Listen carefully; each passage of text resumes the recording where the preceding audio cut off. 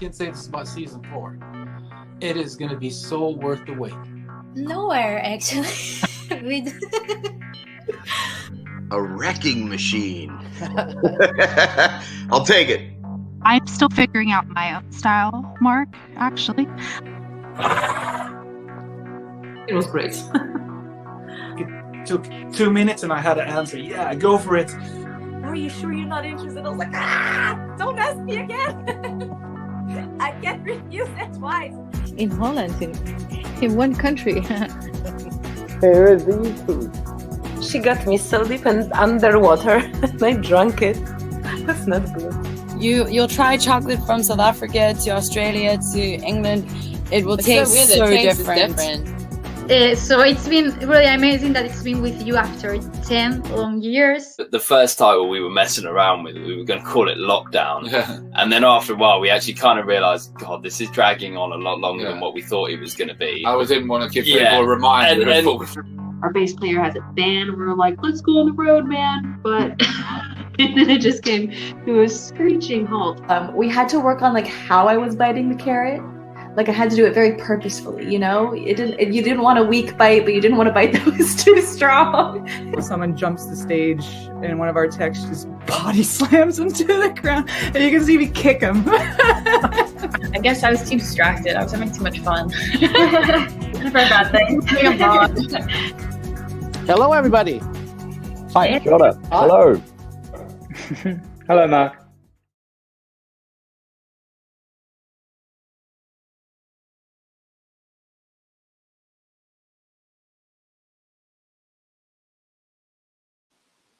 Good afternoon, good evening, good morning. I'm Mark Sugiyama from Eclectic Arts based here in Seattle, Washington. And thank you so much for joining me on this Friday, the 7th of May, 2021. Happy Friday to everybody out there. Again, wherever you are in the world, where you're watching this, a few housekeeping things before we get going with my guest interview today. Coming up, I do have an interview tomorrow at noon Pacific time here on the West Coast with False Memories. And that's the band from Italy. And we're going to have Rosella and Gianluca joining us, and their new album just dropped today, May 7th. Actually, there's quite a few albums that came out today. So they're going to be joining me and talking to me about the new album that's out on Frontiers Music, and that's going to be fun. I had a chance to talk with Gianluca about a month ago, I want to say. And so now we're going to have Rosella, the singer, joining us as well. So that's going to be fun. And then on Monday, I have Vexed from the UK, and there's definitely a huge buzz around that band.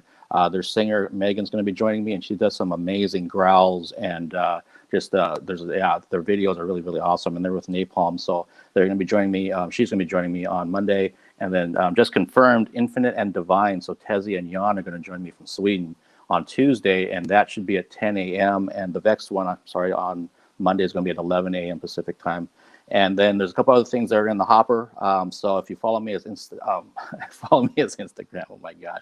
If you follow me as Eclectic Arts Media, one word on Instagram, that's where everything gets posted first. And then some of that information I migrated over to Facebook, but not all of it.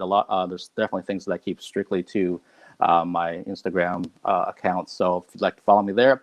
And if you're watching right now on YouTube, if you could subscribe to my channel, that's a huge help. If you want to know what's coming up, you can hit the notification bell, but that's up to you. And then if you're really feeling so inclined and really like what you see and hear, then there is a PayPal Me link directly in the YouTube description below, where you can donate $1, $5, anything that you feel comfortable with. And that's always greatly appreciated, as this streaming service does cost me money, and anything else that you kind of see around. Everything goes back into what I do, trying to make this better. So, but that's only if you're in a position to do so and you're so inclined. So that is what's coming up. So let's kind of get to everything here. My guest today is a professional dancer and performer. She has entertained audiences throughout the U.S. with Little Miss Nasty, among other performance groups. Please welcome to the Eclectic Arts Virtual Studio, Talitha Thurston.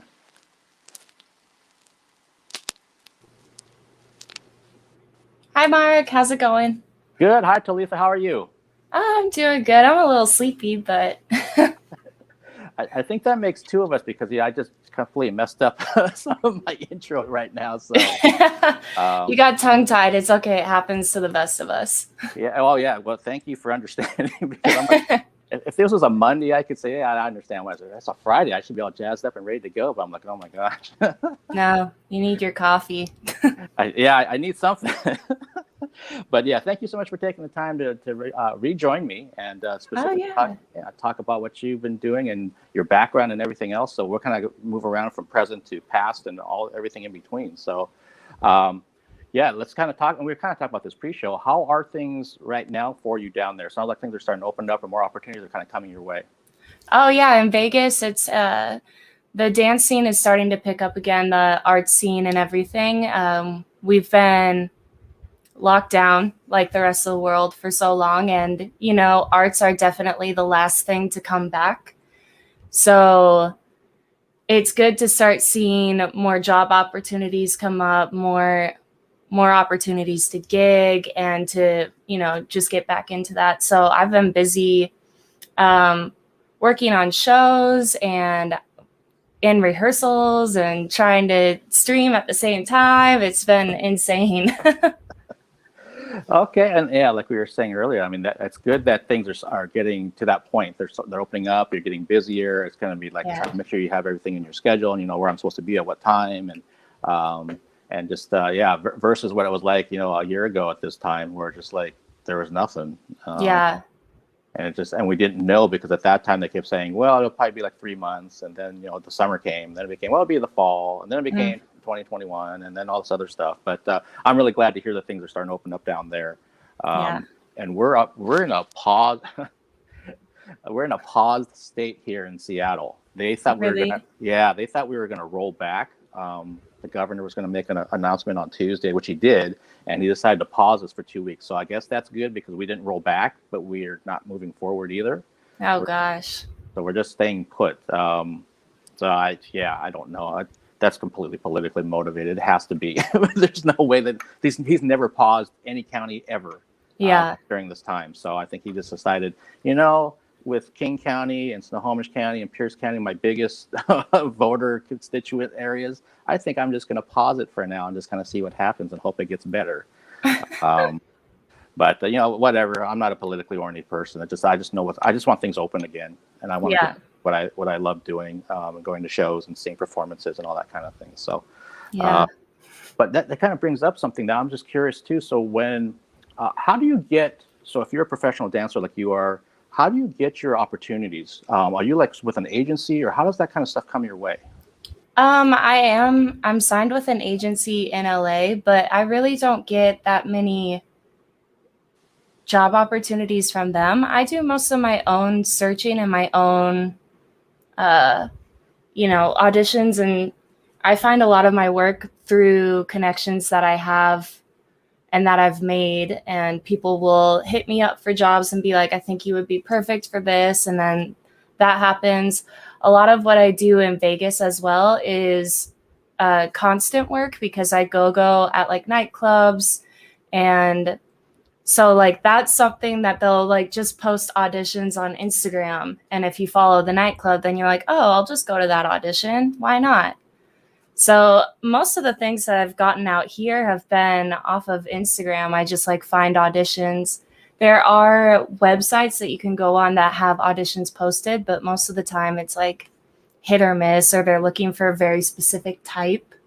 So, yeah. Okay, so basically you're hustling for yourself, getting your gigs and networking and that kind of thing. Yeah, it's all about networking, really, because even when I lived in LA, my agency only did so much for me. Like most of the time I would be going to auditions that my agency would send me on, and the person who was auditioning would more than likely hire people that they've already worked with, people that they knew, people who take their classes, their friends. So the agency only gets you in the door, basically. They just give you the information, and that information can be found anywhere. So like, it's almost like you don't really need the agency until it comes to the point where you're signing contracts and negotiating payment. And then that's when your agency really does like most of the work for you. But more than likely, it's all networking. Who you know, how you met them. If you're a good dancer, sometimes it doesn't even matter if you're that good. that makes sense. It's a little unfortunate, but I mean, I think that's kind of similar on the media side of things that I do. It's like you build a reputation, you build a network, and they kind of know, like, well, Mark does interviews a certain way or interviews certain types of guests. So maybe he would someone we can work with and we can reach out to them. And other times it's like, well, I'm not in that circle, so they don't know who I am, what I do, and then I have to kind of work my way into it. Exactly. And sometimes it happens, and sometimes it doesn't. But at the same time, that also means that you can look back at all the things that you've done for the most part that you've gotten on your own and say, I got all that stuff. I did this stuff. I was self-sufficient. And feel good about that. Yeah, and like you said, you start building up a reputation so that people know, hey, I've got this gig coming up. What are you doing on this week or these days? And I'd love to have you come, join us for this performance. Yeah, definitely. Okay, so does it get hard then to try to juggle different gigs you have and then the rehearsals behind them and everything else that the fans don't see? Oh yeah, it's definitely a struggle because like especially now I'm in a couple different rehearsals for a couple different projects. And so plus I picked up a normal job because of, the pandemic. I had to get something that was open because I didn't know when entertainment was going to come back. So I had to find a muggle job, as dancers call it. And so I'm like struggling to schedule myself with my normal job with all of these rehearsals. Plus I am trying to build a community on Twitch and stream all the time. Plus I'm trying to start a clothing brand. And then I'm trying to keep my relationships with my friends, like hang out with my friends when I can and, hang out with my boyfriend. And it's difficult. Hold on, my cat just jumped up on the music gear. I gotta get him down. No problem. He got down. I was like, my boyfriend will kill me. The cat's all over his keyboard and shit. Oh God. Yeah. But yeah. Well, yeah. See, and that just kind of shows, I think, for some folks out there, and I think fans definitely, for the most part, I think understand that there's a lot more than going on than the hour that they see you on stage or whatever else. That especially during COVID, that when things shut down, people aren't sitting on some huge mountain of money. It's like, no, we need to make a living, and so that means you do whatever you have to do. I'm in the same boat right now. When we talked about this, a little bit, that I have a survival job that I do outside of this. Would I love to make a living from Eclectic Arts? Absolutely, but that's not reality right now. So you do whatever you have to do, and I think a lot of other people out there relate to that for sure. Yeah, it takes time to build the business that you want to do. So you gotta fund it somehow. Yeah, absolutely. And it's just like I've always told people that just be happy for anyone doing anything legitimate. It doesn't matter what it is. Everyone's got a role, and there's something that needs to be done. And when that's taken away, and we saw that with the arts community, people are like, man, I want to go see a show. I've got that itch to see live music or see a dance performance or see something or go to a club or whatever. And like, oh, I can't do that. I guess the club's in my home now. That's all I have. You can't take that for granted at all. And we all, unfortunately, learned the hard way what that looks like. And so, if you have, do you have a preference when it comes to the type of dance projects and performances that you do? Are you always looking for a certain thing? Like, if I could find more of this type of dance performance, that's what I would rather do versus ones that I'm doing it, but it's not necessarily my preference. There are definitely jobs that I know I'm more suited for, especially the way that my career has taken me. I'm trained in multiple styles. Like I do ballet, tap, jazz, hip hop, contemporary. I used to, back in the day, I was on a contemporary company called Royal Flux. And I don't know if you know of them, but they went on World of Dance, which was like a huge TV show. And I was on their company when they were just starting out. But after doing that, I was like, maybe I don't really want to do contemporary anymore. Like I kind of want to transition into something. And I kind of started moving more towards like the burlesque side of things. I was kind of, when you are in the dance world, people like to stereotype you and put you in like this certain type of role. And recently I've come to realize that I am now the rocker girl. And I am always doing the rock songs. I am always doing the thrashy dances. I'm always doing the sexy ones. Like I'm never working as a ballet dancer anymore. Like I'm never working as a tap dancer. And so I kind of know with my career, the jobs and the opportunities that fit me the best and that look best with me. If someone were to come up to me and be like, hey, I want you to be in this lyrical dance that I'm creating for this TV show, I'd be like, okay, but that's not really my style anymore. Like my body isn't really built for that either. I don't have like crazy legs up to here and stuff like that. So you kind of realize what fits you best because other people start putting that on you. And so you're like, oh yeah, if they see it, then it does make sense that I would be doing that, you know? Yeah, that makes sense. If people are starting to think of, if they have a project, that's rock oriented, like, oh, Talitha, yeah. let's book her for this gig. Yeah. And that's actually kind of really a compliment, because it could be where they can't think of anything when they say Talitha. I don't know what do we book her for. Mm-hmm. It's kind of like that whole thing with professional wrestling, where you either want to be a good guy or bad guy. You don't want to be indifferent, because then the audience has no reaction to you whatsoever. Right. So you've kind of found somewhat of a niche. I guess the double-edged sword of that would be like, if you want to get out of it and you want to do lyrical, if you want to do ballet again or tap, then be like, where are these opportunities? Well, you're the rock dancer, so we don't want you for that. Yeah, exactly. It's kind of like, oh, well, we always think of you this way, so I don't really see you doing this thing. And I'm like, but I can do it. You just let me try. Right, Yeah. right. Wow, well, that's actually a really good segue of, so let's kind of go back. What got you into dance and performance? Were you like that as a kid growing up here in Washington, or what was your early life like in terms of dance and just things in general? Well, I started out when I was 3 or maybe 4. I'm not sure. Somewhere in that young toddler range. And I started out at the studio in Everett, Washington. And I was doing like a ballet tap like combo class. And I don't know, I guess I just really enjoyed it. Like I remember my mom telling me that I had a pair of tap shoes that I would always wear. I would wear it around the house. I would wear it to the grocery store. I would wear it running errands with her. Like I didn't want to take these tap shoes off. And eventually, after like a year or so, that studio closed down. And so I stopped dancing for a little bit because my mom didn't know where to take me. And then a little bit later, we had moved to Lake Stevens.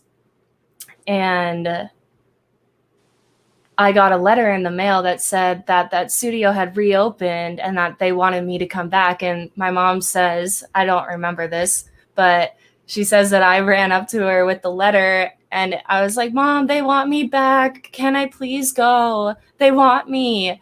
And because we were in a different town, she was like, well, let's look for another one. So we ended up going to a different studio in Snohomish. And then the first class I took there, the dance teacher was like, I want to put you on my competition team. I think that you would be great.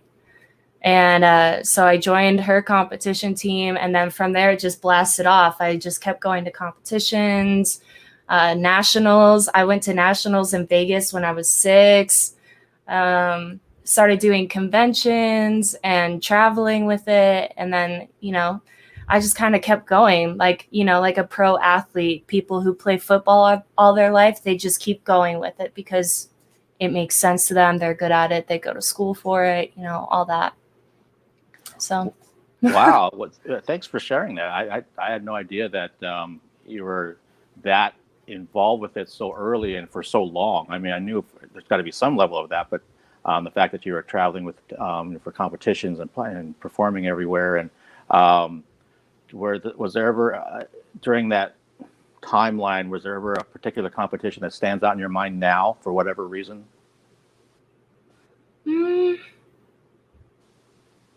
No, not really. It's all a blur. Like, I barely remember. Competition was never my thing. Like, I didn't care about winning trophies or anything like that.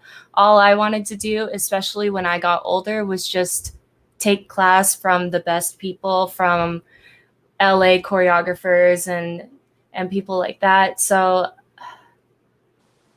I feel like maybe one of my biggest accomplishments that I thought was great, like back in high school, was I was at a convention and they had this special sort of scholarship that you could win.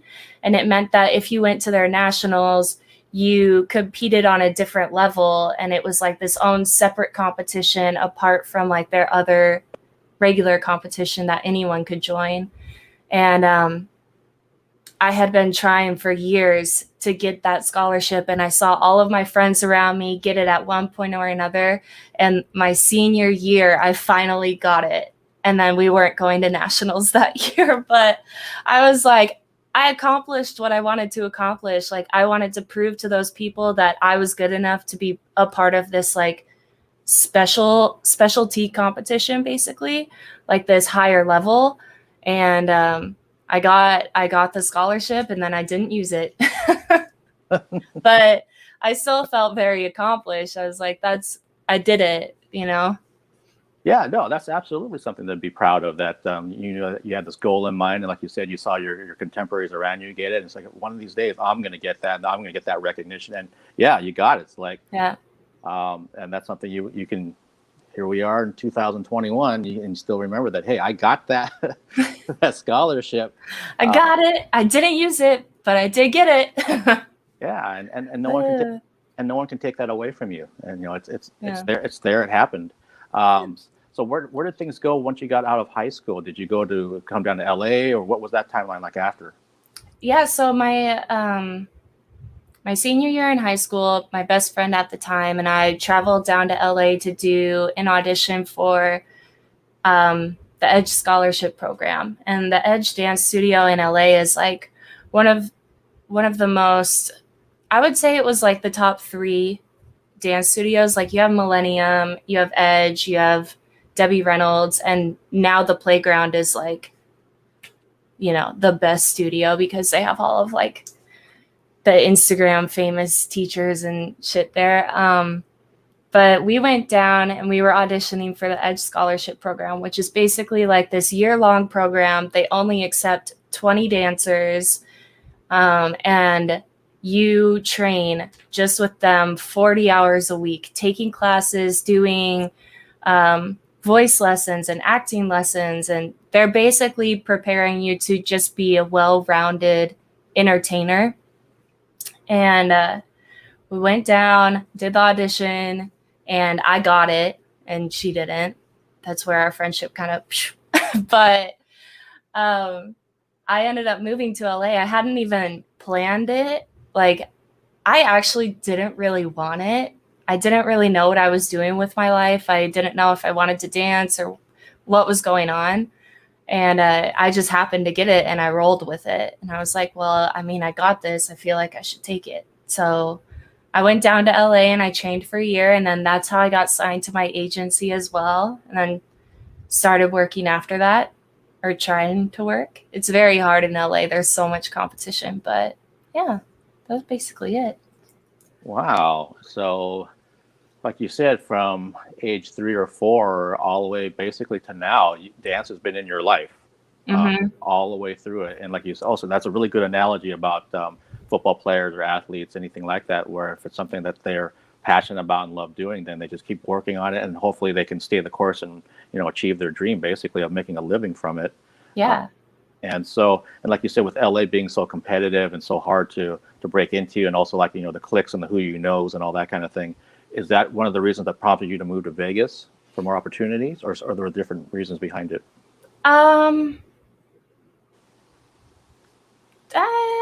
I feel like what prompted me to move to Vegas was I was seeing that I was getting more opportunities in Vegas. I did, the first year I did EDC, I was dancing for them, and I had met a bunch of Vegas locals and a bunch of Vegas dancers and got their contact info. And I was like, let's keep in touch. Like, I only live in LA, but like, I'd love to come out here and work if you ever have opportunities that you think I'd be good for. And a couple months later, around, it was for New Year's, I had one of those girls hit me up, and she was like, my go-go company is looking for dancers for New Year's Eve. If you'd be willing to come out and audition, they might book you and then you could work. And I was like, oh yeah, I would love to work in Vegas on New Year's Eve. Like, that'd be fantastic. So I drove out, did the audition, and I got it. And so then I drove out again and worked for New Year's Eve. And after that, I kind of told the company, I was like, hey, I am interested in like continuing to work with you guys if you would like to.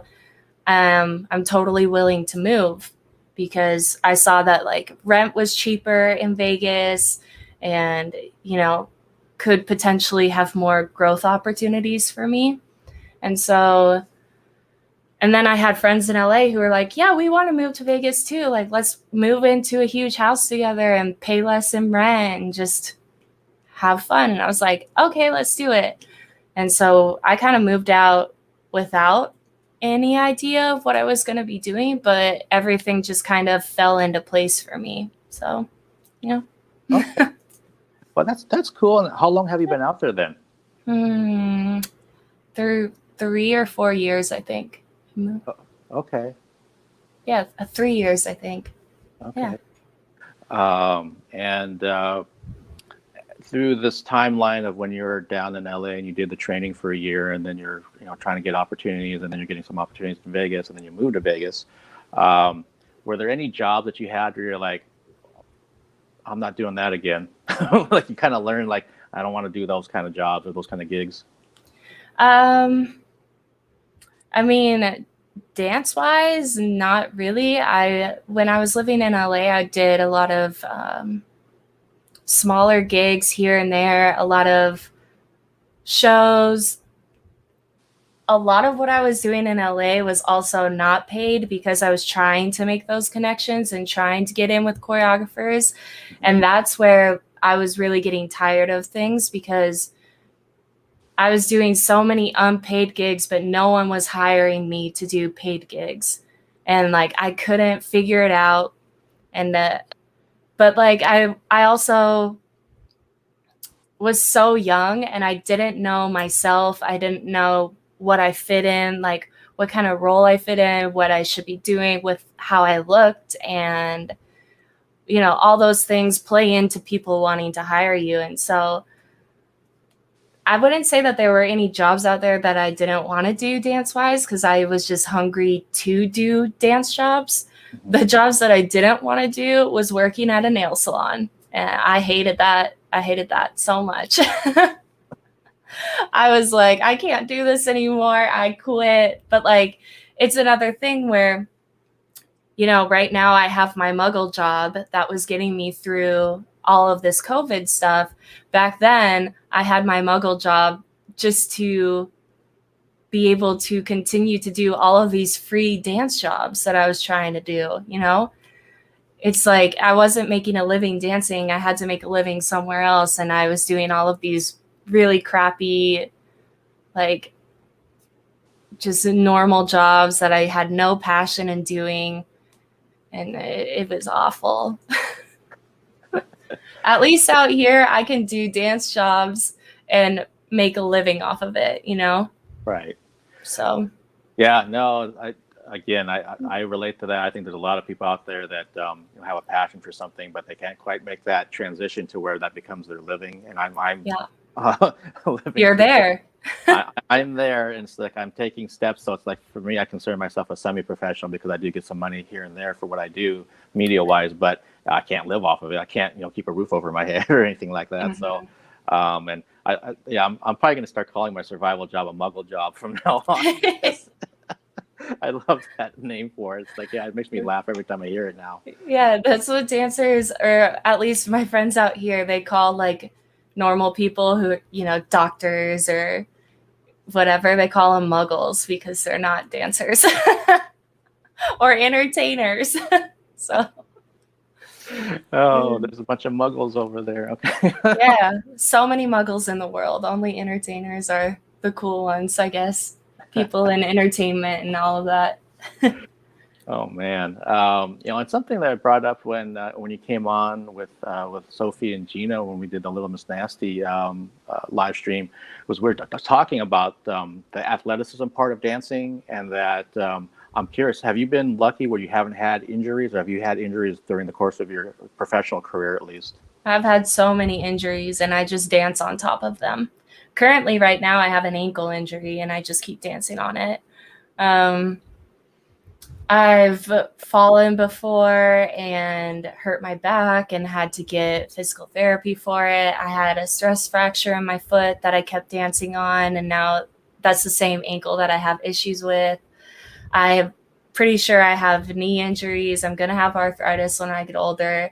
I laugh because people are always like, you're so young. Why are you having trouble like getting around? And I'm like, I feel like I have the body of an 80-year-old because I put it through so much crap. And like most of the time as a dancer, you can't take the time off to let your body heal because this is your job, and you're not getting paid for your time off for your healing process.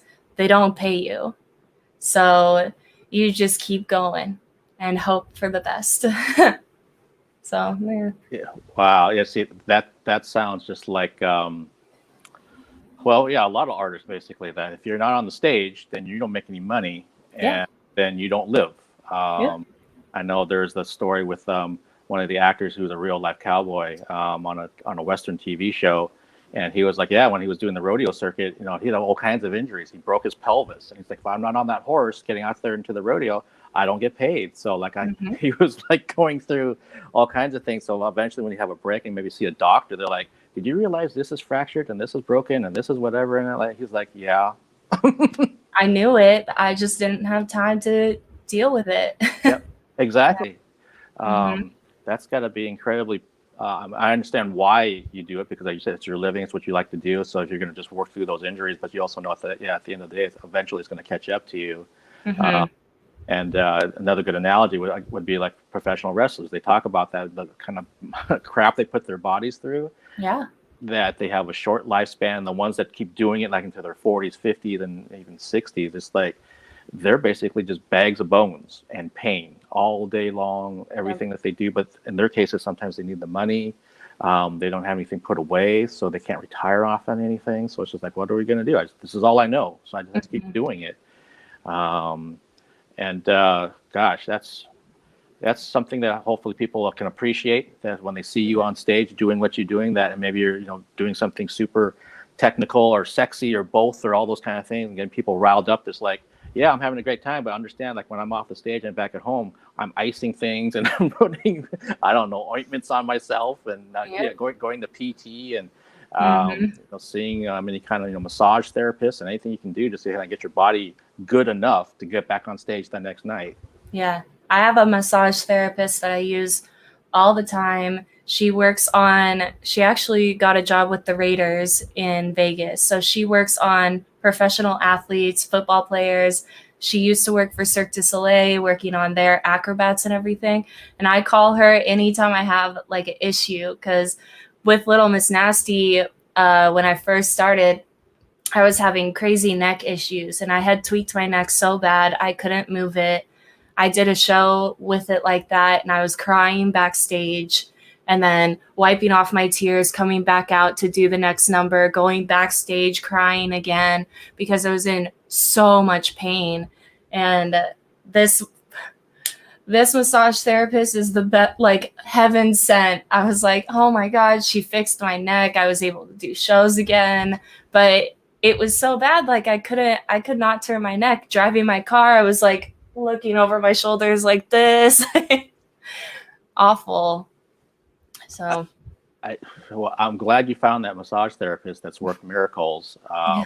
I've had to do the physical therapy route when I was in a really bad car accident. So when you're talking about when you can't turn your neck and the whole radium thing, and they took that measurement tool, I know exactly, unfortunately, what that's like, because I had to turn my whole body. I couldn't turn my neck anywhere. Yeah. And crazy. Yeah, it's so interesting when something in your body stops working, how much you realize you need it. Yes. It could be that, could be your back, could be your ankle, could be any of those kind of things. You're like, dang, once it craps out on you, then you're like, oh shit. Like, wow, I use it so much. I have a bruised tailbone right now because I went snowboarding in January and I fell a lot, obviously. And I didn't realize how much you sit in your life. You just sit in a chair, you sit while you drive. Like, oh man, it's awful. Yeah, I know you mentioned like with you've had back issues too, and I know for myself that sometimes if I sit too long, then my back acts up. But then if I stand for too long, the same thing happens. So like you're damned if you do, damned if you don't, kind of a situation. Yeah. So wow. It was and crazy. Yeah, and I'm thinking like we mentioned when you're having such bad pain in your neck before you found this massage therapist with Little Miss Nasty. Was that because of the type of choreography where you guys were whipping your heads around and that kind of thing? They were just jacked it up at some point. Yeah, I think at one point during the show, I just like tweaked it weird somehow. Like I moved my neck in a certain way, and just like that hot burn went through my entire like body, like all my neck, like down my back. And I was like, ooh, that didn't feel good. Kept doing the rest of the show. And then the next morning I woke up and I was like, oh no, this is not good at all. But like with Little Miss Nasty, at the time they were first starting out in Vegas, we didn't have any understudies or swings for our show. So it was like, if I didn't do the show, then there would be an empty space. And so I had to go do the show the next day with this injury. Like there was no way I could get around it. And so that's where the story comes from. Me just like bawling my eyes out backstage, coming back out, doing a number, going back again, bawling. Crazy. Wow. Yeah. Well, and that kind of brings us to, we can talk about Little Miss Nasty for a bit, about how did you get involved with the troupe? I was taking heels classes in Vegas from this one teacher, and after one class she goes, hey, I saw that this burlesque group is doing auditions here. I think you should go audition for them. And I was like, oh, okay.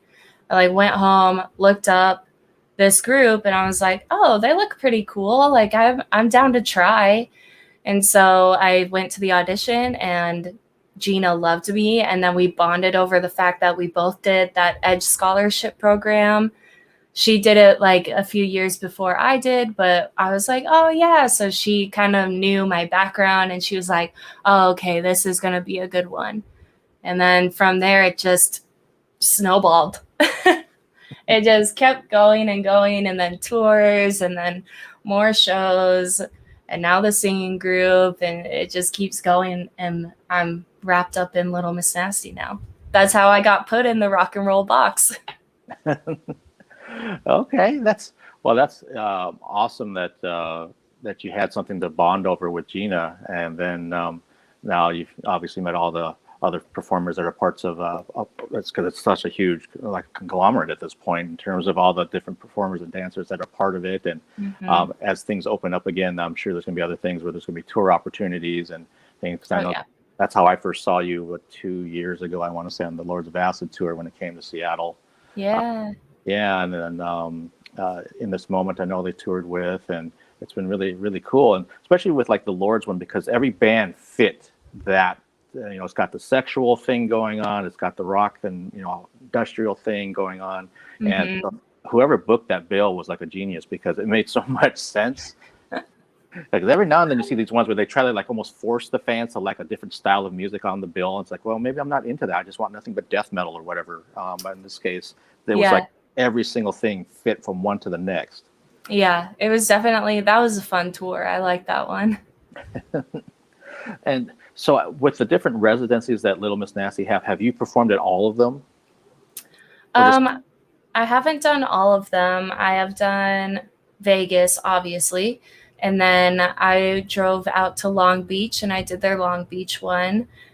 And I usually do the San Fran one, but sometimes it doesn't work out with scheduling and whatnot. The only one I haven't done is their Santa Monica. And I hear that's like one of their best ones. everyone is like, I love Santa Monica so much, Santa Monica this, Santa Monica that. And I'm like, I would love to go out there, but sometimes it just doesn't work with my schedule because I'm so busy here doing all of my other jobs. I have to have multiple dance jobs just to support myself. And so it's hard to get away to do shows like that. Yeah, it makes sense. You know, it's got to be that puzzle piece in a busy schedule. Yeah, exactly. Yeah, and I know I'm thinking back to you're talking about when we did the first live stream with Little Miss Nasty, when you're talking about like baby birding a beer into a girl's mouth and some of the just kind of things that happen on a regular basis at a show. So we have some people in the chat that are obviously fans of Little Miss Nasty and fans of you, but for those that don't know what they might expect when they go to a show, like let's say particularly like down in Vegas when things are completely opened up again, what are some other memories you have of things that have happened specifically to you at a Little Miss Nasty show? Let's see. Well, before everything shut down, I personally had a whole thing about finding the one guy in the audience with a hat. And in one of my solos, I always stole someone's hat. Like I would walk out into the audience, I would find that one guy, I would grab his hat, and then I'd walk back on stage and I'd go backstage with it. And like I'd steal the hat, basically, give it back to him after the show, but I would keep it for a while. Like stupid things like that happen all the time.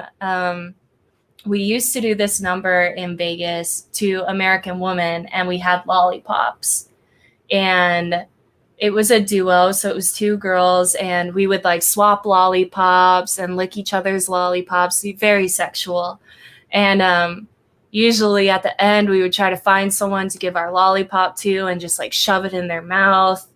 You know, it's all things that you probably can't do now because of, you know, the pandemic and COVID and everything. It's all very intimate, very grimy, things like that, like giving beers to people, making them drink the beer that you just put like down there, like things like that. Like, it's crazy. Little Miss Nasty is just wild. Well, thanks for sharing that. I'm curious. So when you're trying to find a guy in the audience that has a hat that you can steal during your solo number, did any guy ever get a little like, not mad, but maybe concerned that they played along initially and they realized, hey, she just took off with my hat? I don't really know, because I would steal the hat towards the end of the number and then I'd just walk off stage and then I'd be backstage changing and I'd be like, oh, I still have their hat. Ha. Like put it down, and then I'd come back out for like the last number. So it was towards the end of the show where they wouldn't, you know, be too concerned about never getting their hat back again. And then I'd come out immediately after the show and like give them their hat.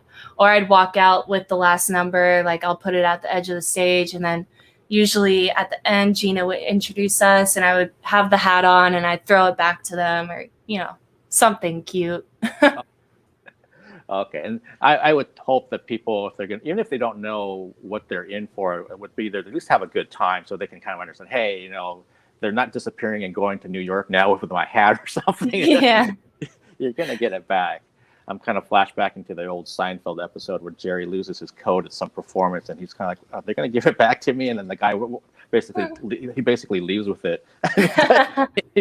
he doesn't get it back. But no, that's cool. Again, like I mentioned when we did that first live stream, that I need to see one of the residency shows because I have it. I've just seen when you were on tour with Lords of Acid, so I need to see that. 'Cause it sounds like it'd be, and it makes sense that it would be totally different because it's going to be your show. So it's all about what you do. And it was interesting too that you mentioned that there was more restrictions in Vegas than some of the other shows like in California. And you would think it would be the other way around, but it just kind of is the way it is, I guess.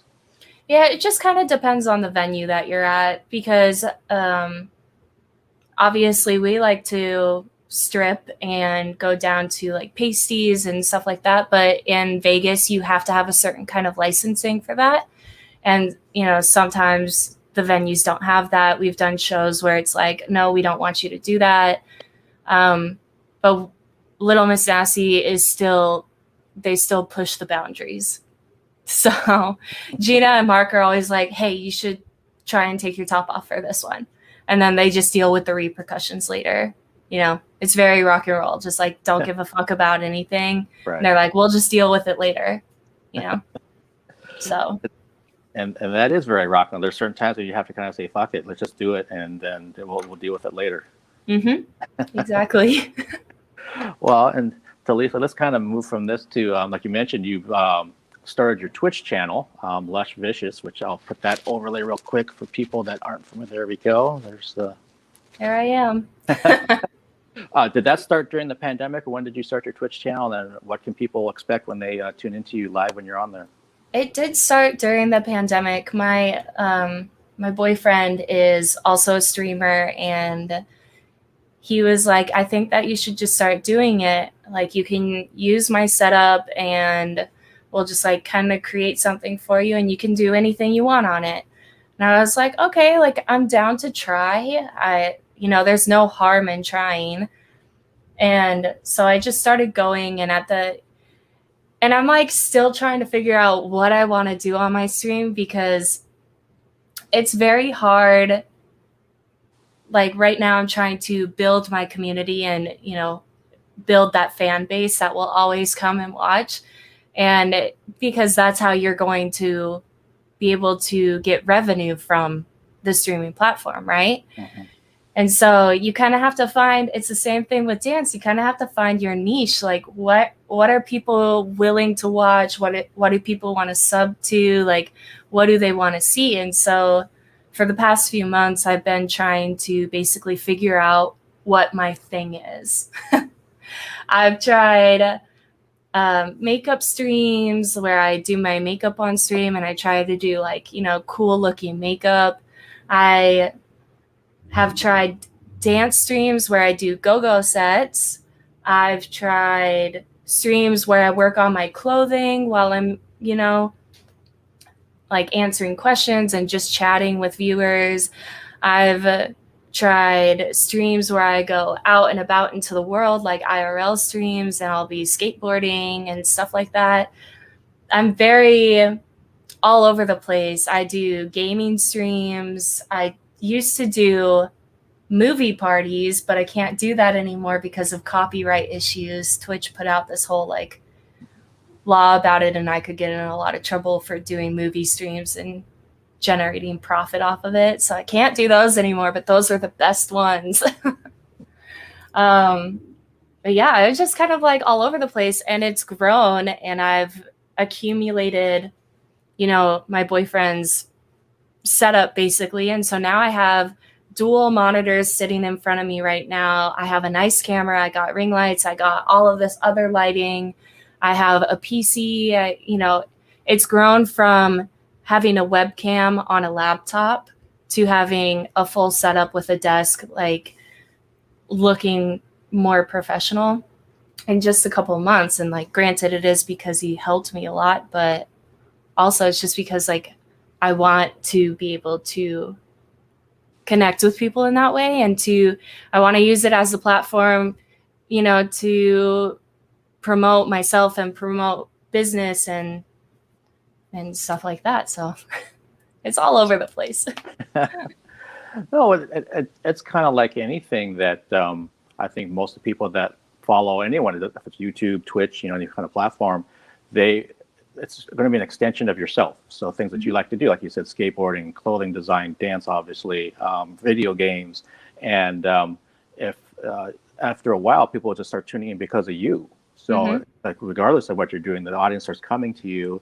And in my case, I got a real small following, which I'm super grateful for. Don't get me wrong. Hi, Industrial Girl. I just see that you're there. I didn't have it on the comments, so I didn't see that you're there. I know some of the other fans from YouTube are there, but I know you're on the Twitch side of things. So good to see you again. I obviously cover all kinds of different things, and it's like I have no problem with people that do one thing and do it really, really well. But I got too many things that I'm interested in, so I'm just gonna kind of throw it all up there and see what happens. Yeah, that's my thing. Is like I dabble in almost everything. I'm like, oh yeah, I feel like I want to do this today. I feel like I want to try and make music today. I feel like I want to dance today. I'm all over the place. I'm so scattered. I started doing streams where I cook in my kitchen, and I'm a terrible cook.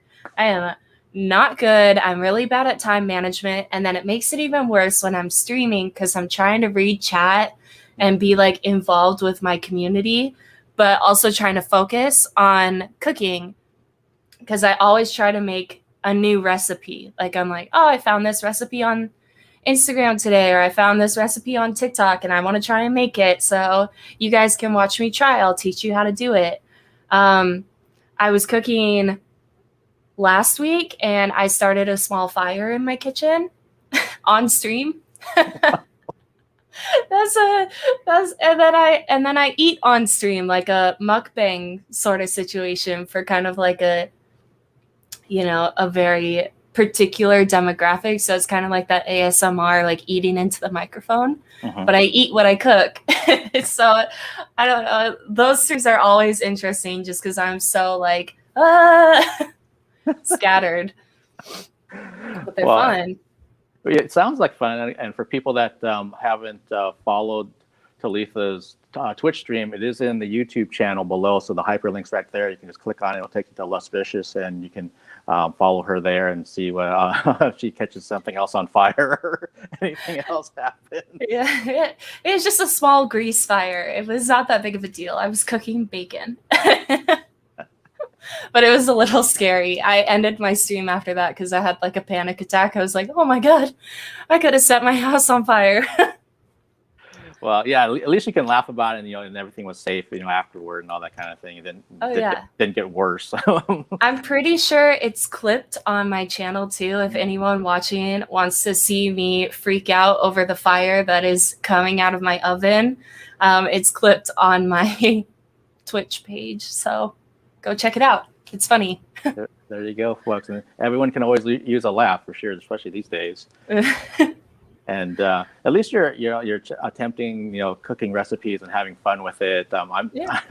When you talked about the fire, I flashed back to a guy that I used to work with. This was probably like 20 years ago, and he came into work and was talking about his girlfriend had almost set their apartment on fire. I was like, "What happened?" And I guess she's like never cooked at all. I mean, like never. And he came home and she was trying to just take spaghetti noodles, and typically you boil water and you put the noodles in there, and that's how you make your noodles or whatever. She put it into a pot with no water. Oh no! And it just burned, and then something else happened inside the kitchen, and that's what caught fire. Oh my gosh! And we're like, people like that exist. I mean, that they don't know to like boil the water, but apparently there are. So. I mean, I'm not that bad. I know my basic things. Like, I know how to boil pasta. It's just, this was a fluke. I normally like to cook my bacon in the oven because I don't like to pan fry it because it splatters, hits me, and burns me. So I put it on a pan and I put it in the oven to bake. And I was trying to cook it faster because everything else was done. So I put my oven on broil, and then I put the pan up by the broiler. And the grease from the bacon, I think, just got to, I don't know what happened, but it was just a fluke. It like started firing and there's smoke coming out of my oven, and I opened the door and it was like flames. It was so bad, but we're okay. Nothing burned down. It was just a little smoky in the apartment for a little bit. Yeah, no, and again, it sounds, if you're following a recipe, you're already above my friend's girlfriend from way back. Yeah, I didn't mean to imply that at all. No, I know what you meant. I was just like, thankfully, I'm not that bad. But I do normally do microwavable meals because I am not a cook. That's where I'm at, so. Okay, and I know that you've mentioned too that you've been working on a clothing line and that aspect. So where are we with that, and what kind of things are you working on? So this is one of my jackets. I have it displayed kind of for you. Okay. This is like a suit jacket that I made. Right now, the clothing line is on hold because I just haven't had enough time to focus energy into it, which is really the crappy thing about my schedule and about things picking up in Vegas is that now I have the funds to make the business happen, but I don't have enough time to put into the business. Whereas before, I didn't have enough funds to put into the business, but I had all the time in the world. but I'm taking baby steps. I just got some custom made thank you cards to go on my packaging. Like I got stickers and stuff that are custom made. Right now it's just the vintage custom made portion of the clothing business. So I do a lot of thrifting and secondhand shopping, and then I upcycle it, customize it, paint on it, put my stamp on it basically, and then resell it. But in the future, the goal is to start a whole nother side of the clothing brand and make it more of like a hype brand, almost kind of like Rip and Dip or something like that, if you've ever heard of them, where it's, more like it's brand new clothing, but with our label on it and everything. So that's the direction that we're trying to work towards. And that's where we're kind of like on hold with things right now, because that requires getting an LLC, getting, our business name locked down, because we can't start creating if, we're going to have to change everything. So there's steps being made, but it's also like slow going right now. So currently I have this clothing rack over here that you can kind of see has my vintage stuff on it, my custom made stuff. And I'm just trying to get that moved, get it out of here, get it sold. And then we're going to start like revamping and getting it like actually moving. So it's a process, but I'm excited about it because it's something that I'm passionate about. Like I have all of these ideas in my head and I just want to get them out, So I know how that goes, but at least in your head, like where you want to go, and you're just trying to find the time. And like you said, it's like Murphy's Law, when you have the resources now, but you don't have the time. Then when you have the time, you didn't have the resources. Yeah, exactly. But eventually they'll come together. And for people that are interested in the custom pieces that you have that you're trying to sell, where do they go for that? So right now I have them for sale on Depop. I'm trying to switch platforms, but currently it's just on Depop at the Empty Club. So that's the name of the company, the Empty Club. Okay, and what's the meaning behind the name, the Empty Club? There's not really a meaning, but it's kind of come about. I could force a meaning behind it, but really it's just because I saw this building in Vegas and it was pink, and it's actually the building. So the background that you have right now with my picture against that smiley face, it's that building. And it was called the Empty Club. And I was like, that's such a good name. I love how that sounds.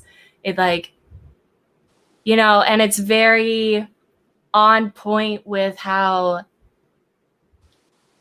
clothing brands are coming out right now. They're very kind of sad, melancholy, emo sort of feels and vibes. And that's kind of the direction that I'm going in, is that very almost depressive. It's getting sold to people who are the outcasts almost, the people that are I don't know. But I like the thought of empty, things being empty, gas tanks being empty, boxes that are empty. I don't know. It just seems like an interesting concept that could be something that could build into more. But originally it was just because I like that building. No, it's cool. I mean, when I think of the Empty Club, to me it also means that it could be it can mean a lot of different things. So let's say your clothing brand on both sides of things, from the custom side to the more mass produced side, it could actually parlay into other aspects of things if it really starts to grow and get momentum and steam. And that's, I think, sometimes the best names, because if you get a name that's too prohibitive and too singular, then you're kind of stuck with it. Then you got to make something different over here for something else that you're trying to do. Whereas the Empty Club, it could roll into all kinds of different areas. Yeah. That can even become the name of your dance studio or something. It can mean a lot of different things that tie into you. Yeah, exactly. I've been trying to recently, I think I want to change my Twitch handle And I'm like, I don't know what I want to do, but maybe I'll change it to the Empty Club. So it's kind of like more involved with the clothing. And then I can like, it's all about branding and trying to figure it all out. But it's something that has the potential to grow, I think. So. Yeah, that's cool. And so Industrial Girl, I see you asked a while ago about what's the Twitch channel, and Talitha just said Lush Vicious. And again, if you go down to the description on YouTube, you're on Twitch, but if you go to the YouTube, it's got the link there. But that's how you find it. And it's 2 words, correct? Lush. Well, that's how it's shown. No, it's 1 word, I think. So if you type in my name, it should be 1 word. Yeah. That's true. On Twitch, that's how my Eclectic Arts one is. That's right. It's just 1 word. So Lush Vicious, 1 word on Twitch. You should be able to find it pretty quick. Yeah. I struggle with that kind of thing too, with the branding aspect of things. That I think pretty much at some point I need to actually make it all Eclectic Arts media, because Eclectic Arts, there's more than one of me and that kind of thing. And it doesn't matter if you go to YouTube and you put it in there, I am the first thing that comes up, but it's like, well, I'm this on one platform, I'm something else on a different one. It's like, well, at some point it's got to be universal. Especially if I get serious about it and, try to go into legalities and all that kind of thing. Then it's like, well, you can't just do it willy-nilly and just go, well, I think this sounds kind of fun. It's like, well, no, now you got to make it serious into a professional type of thing. And you're right that if you already have a lot of followers on Twitch, so if you change your name to it, then they're going to know, oh, this is also the clothing thing, and this is also potentially something else down the road that you also call the Empty Club. Okay. Oh, I see. Industrial Girl's following now, and she'll sub when she gets the money. Okay, so thank you. I appreciate that. Yeah, Industrial Girl, somebody that I met on the Alice tour. That's the band that I first did these with a year ago. So nice. Yeah, she's been around and been a strong supporter of what I do, and I haven't seen her in a while, but that doesn't mean anything. I know she's busy, and it could be that people just are watching and not in the chat. That's something I've learned a lot too. Oh yeah, they're lurking. Yeah, I think it's actually that more people watch, and then the people that come in the chat are like, there's less of them than the other way around. Because I was kind of like, where is everybody sometimes? And like, oh, but then I'll see 50 people watched it, and they're like, okay, well, at least somebody watched it. Yeah, that's always my thing too. When I'm streaming, I'm like, chat's so quiet. Why are you guys so quiet? Like, I'm not just here talking to myself. I'm here to talk to you guys. Like, where are you? Hello, wake up. That's true, especially as a Twitch streamer, that you have to have engaging with somebody. Otherwise, you're talking to yourself, or you can have your boyfriend on. You can talk to each other, but it's like, well, the point is to engage the audience. So yeah, exactly. Like I stream to hang out with like my viewers, and I'm like, no one's talking, or it's just like 1 or 2 people, and I'm like, where is everyone else? I see there's like at least 20 people watching. Where are you guys? Yeah, and it's interesting too, because even with Twitch, depending on what which one you have, that they'll stay up there on your channel for X amount of weeks now, and then YouTube obviously is up there for a long period of time, indefinite pretty much. That people have this convenience thing. So if they can't make it, which I understand if they're working or they have other obligations, that they can just, I'll watch it tonight, I'll watch it a week from now. But then so that becomes a double-edged sword of like, it's not like a performance in person. Like if I don't see this, I'm going to miss it. Like when a band comes to town. Yeah. Right now, like what we're doing at 1:03 in the afternoon on a Friday, someone could watch it tonight. They could watch it, 6 months from now. They just start searching for you or love your Twitch channel. Say, what else is she doing? And there's this interview she did back in May with some bald Asian guy. So there's pluses and minuses even for myself. Sometimes I can't. Something's going on right now, and I can't catch it because I'm doing one, so I'll have to catch it later. Exactly. Yeah. But it also is a nice way that there's a potential revenue stream from it, and there's absolutely a way to get your name and your brand out for sure, and everything that you're a part of. And like you said, you're hustling so much to get your dance gigs and your performance gigs to make a living that every little thing helps. And if you're not doing it, the person next to you is doing it, and they're going to go past you and get those gigs that you wanted, and it just becomes that kind of situation. So yeah, it's all a balancing act right now. I'm trying to figure it out. So that's crazy. Yeah, and that's the key word, balance. You'll figure out, well, I can do all of this, and I can't quite get to that yet, and then maybe I do that, and that means this thing kind of takes a break for a bit. If you're Superwoman, then maybe you can do everything for a little bit, but eventually you'll crash and burn if you don't have that balance. So, I'm guilty of that too. I'm always trying to find balance, and right now I'm not doing a very good job of it, but I'm aware of that fact. So I'll try to fix it later. That's why I'm so tired. I've barely been sleeping. I'm like, oh gosh. Oof. Oh man, well, Talitha, it was awesome getting a chance to talk with you about everything that you do. And is there anything else you'd like to help promote or let the fans and other people know, like where to find you and how to, keep up with what you're doing? I would say, let's see, my main Instagram account, Lethal TNT, is where everything offshoots from. So you can find my Depop there, you can find my Twitch channel there, you can find anything that I'm doing on that main Instagram account. So Lethal TNT, definitely follow that for any updates on streams or clothing or anything. I also have my Instagram account for the Empty Club. It's the.emptyclub. Follow us on Depop at the Empty Club. Follow me on Twitch at Lush Vicious. See, this is why I need to streamline all of my names because I got too many. But yeah, that's basically it. Just definitely that Lethal TNT. That's going to be the one where you can find anything and everything that you want. You can follow my dance career. You can follow the clothing line. You can follow my streaming career.